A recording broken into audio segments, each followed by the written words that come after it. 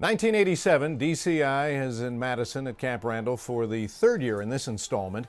It was a year where scandal captivated the nation. The PTL ministry of Jim and Tammy Faye Baker collapsed under allegations of financial misdeeds. Mikhail Gorbachev was doing his best to reform the Soviet Union. The words perestroika and glasnost became part of our American vocabulary, restructuring and openness. We had an earthquake in Los Angeles. We had a very bad time in the stock market, Black Monday, as the Dow took a rather precipitous fall. Oliver North was in the hot seat, the Irangate scandal occupying much of the attention in Washington. On the pop music charts, Whitney Houston, the dominant force with her single, I Want to Dance with Somebody. Two familiar faces were dancing at the top in DCI that year. Two old masters, Steve. It's the Santa Clara Vanguard and the Garfield Cadets at it again. Santa Clara mounts a brilliant pageant, all based on Russian music, and they only lose 2 shows a year. The problem is the 2 shows are lost in the last 2 weeks by only 1/10 of a point. And here comes the Garfield Cadets. Their American sound, big and bold as always, but this time Copeland's Appalachian Spring.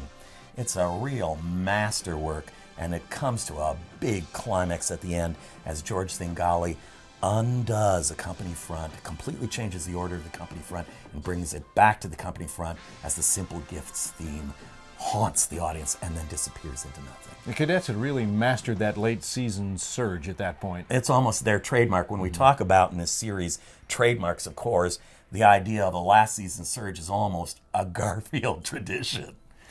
Some other great acts working their way in, making their mark. I like the Blue Coats in '87, that arrangement of Autumn Leaves. Oh, wow. And of course, we start that blue, blue, blue chant. Blue, they're not booing, they're bluing. Right. For me, the Phantom Regiment coming back with the all-white ballets, all-white look.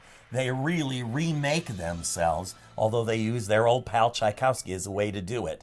Marty Hurley, Jim Wren, John Berzali, the Masters, come back and make it look easy. And Skyriders with Tommy Keenan's West Side Story, a completely different kind of West Side Story from the one we saw from the Cadets in '84. This one using black, white, and a little bit of gray. They don't come together until the end of the show when all of the people, all of the elements come together.